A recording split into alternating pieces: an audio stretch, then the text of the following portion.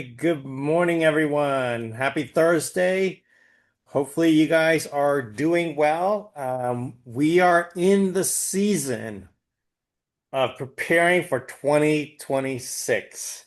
And I just can't believe it because this year has just absolutely flown by. So, next week, we have Business Planning Clinic. That is Tuesday from 10 to 4.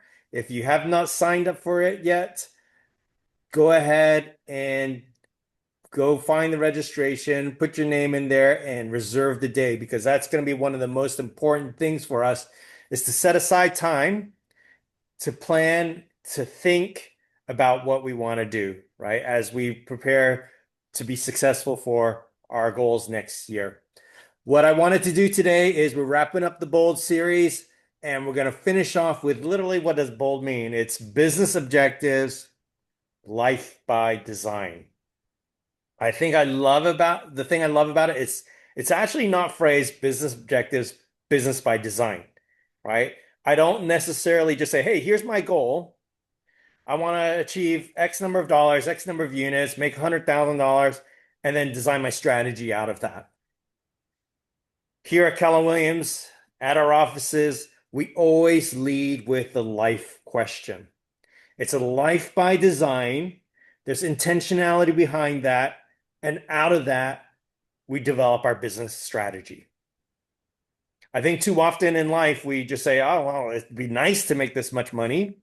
And then I just go start saying, how can I get there? Without asking the question, why is that important to us? And so it's the common question that we ask all the time. What is your why?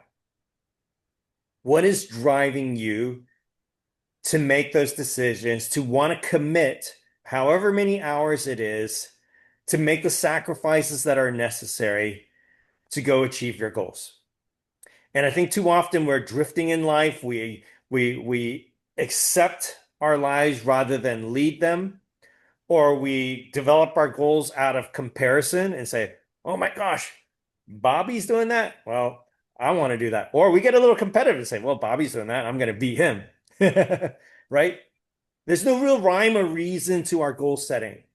And so I know we're going to do the same activity on Tuesday where we're going to slow it down at the beginning to talk about our why. But, you know, it's hard to do it in the moment if we haven't really spent a lot of time thinking about it.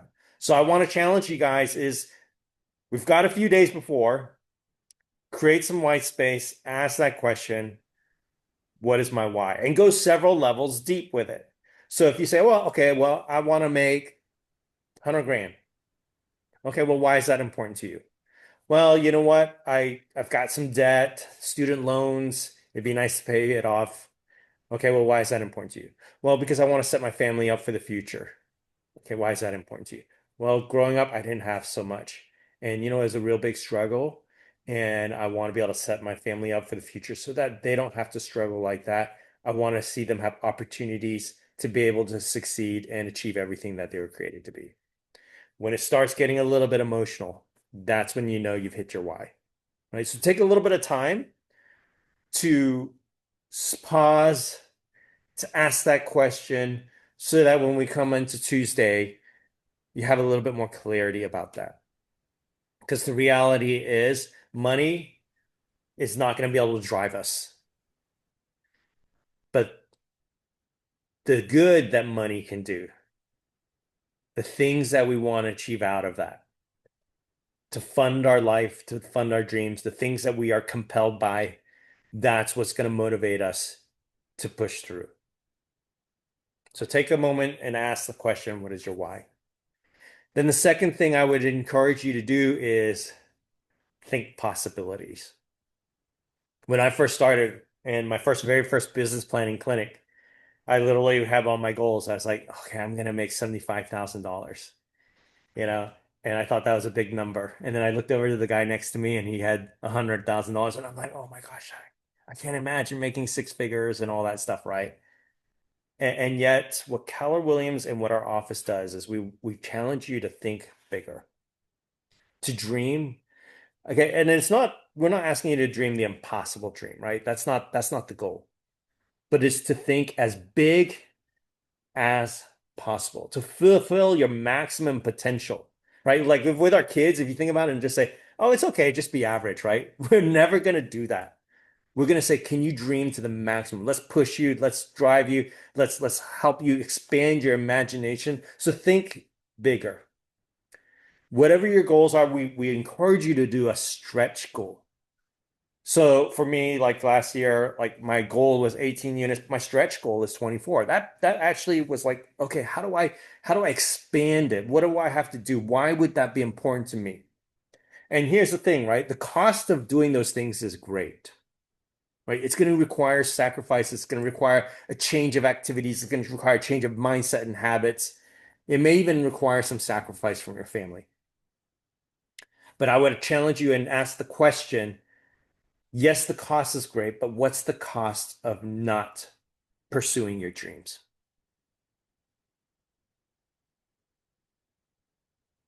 It could be that for me, my kids, right? Because I actually, my coach, I said at the beginning of the year, I was like, man, I'm not motivated, right? I'm not motivated to go make my contacts. And he goes, why? And it's because I've got a little bit complacent. I had my best year ever. And at the beginning of 2025, I was like, I feel like I'm kind of coasting, right? Like, I mean, I've got a lot saved up and I'm like, I don't feel motivated to. And so then he challenged me and he goes, well, what would happen if you didn't, right? And so I had to stop and pause and realize that, guess what? If I don't do this, then my kids, like, they have student loans and they're going to be saddled with that debt. And I don't want that, right? I want to be able to go pursue so that they could be financially free and go pursue their life because they're kind of worried about it. They tell me about it. They go, man, Dad, we got some student debt and it's kind of stressing me out. And so they're concerned, right? And I don't want them to live with that hanging over their head. So how can I help them in that moment? That's just one of them, right? I've got people dependent on me that we're supporting overseas. We got friends that are living in Japan. We got friends that live in Africa. And so guess what? Could I give more in an economy that we know it's been hard to be generous? That maybe they're dependent upon us, not just to give what we've given in the past, but maybe to challenge me to actually give more in the season when it's even harder for even us, right? Because we're getting challenged with our personal finances as well. So maybe that's the question is saying, can you think bigger? Can you think possibilities? Can you grow in terms of where you are in your business so that you can achieve even more than you could ever even imagine? Because guess what? That's your potential. We want you to reach your maximum potential. We don't want you just to be average. So we want you to dream and dream big, right? Go for it. And then the last thing is this, is keep pressing in. I think we live in a generation, right, where we want everything today. And we don't realize that the journey that it takes, and also maybe the rewards may or may not be in our lifetime. That there's a bigger narrative, right, to our lives and the legacies that we live. And we weren't made just to be like, okay, well, I'm just gonna be happier and that's gonna be my goal, right? Like, no, I believe in a bigger story, right? I believe that God has connected our stories together. For whatever reason, right? My path is crossed with Candace, with Bobby, with Will, with Holly, with Edie. I don't know what that means, but for whatever reason, our stories has interacted and intersected. And we're planting seeds in each other's lives. We're planting seeds of hope, of growth, of challenge, of accountability, and inspiring one another in this moment to live out our best life, not for ourselves, but for the greater good of our community, our city, and our world, right? We each have something massive to bring to the table. And so, what would that look like, right? And keep pressing in because our goals and our dreams are just a part of that bigger story, part of that bigger narrative. And so, even though it may not happen this year, even though it may not happen in the next 2 or 3 years.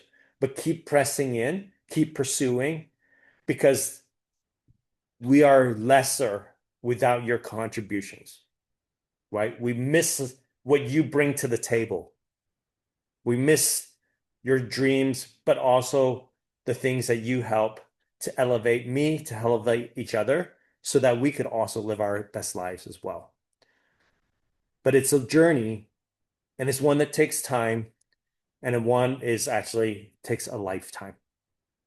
But my hope is that the legacy, then the seeds that we plant, go beyond just our own life, but it goes into the next generation and the generation beyond that. So what is your why?